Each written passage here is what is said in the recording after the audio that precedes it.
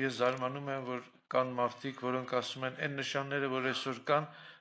միշտ էլ եղել են։ Բայց ինչ որ այդքան էլ տենց չի, որ միշտ է եղել են։ Աստվածաշունչն է մեզ ասում, թե ինչ նշաններ պետք է լինի։ Երբ որ Տիրոջը հարցրեցին, ինքը նշաններ ասեց, ու առաջի կետը, որի վրա կանգնեց, ասեց զգուշ եղեք չխաբվեք, որտեղ խաբեությունը պետք է ահավոր չափերի հասնի այս աշխարհի մեջ։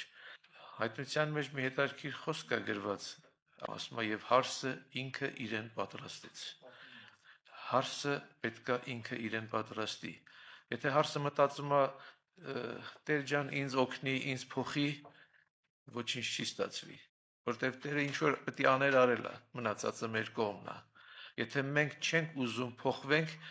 Տերը ոչինչ չի անելու, որովհետև Տերը տվել է մարդուն կատարյալ ազատություն եւ փրկությունը տվել է մարդու ձեռքը։ Մարդը չի կարող վճարի իր մեղքերի գինը։ Տերը վճարել է։ Հիմա ասում է, եթե դու հավատում ես այդ դրան,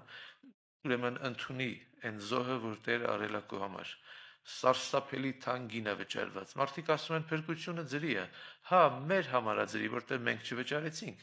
բայց երկինքը շատ բարձր գին վճարեց։ Այստեղ չկա մի մարդ, որ իր որդուն տա, որպեսզի իր կողքինին, որ մահապատիժ է դրած, այդ որդուն ազատեն։ Չկա տենց մեկը։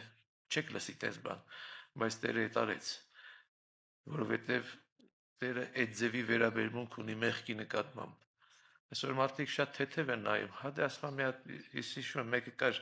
մի անգամ խոս գնաց, ասենք բա դու ո՞նց ես նայում, օրինակ սուտը ասում ես, հա դե ասում անմեղ սուտ էր էլի։ Չեմ հասկանում, ստի անմեղը ո՞րն է։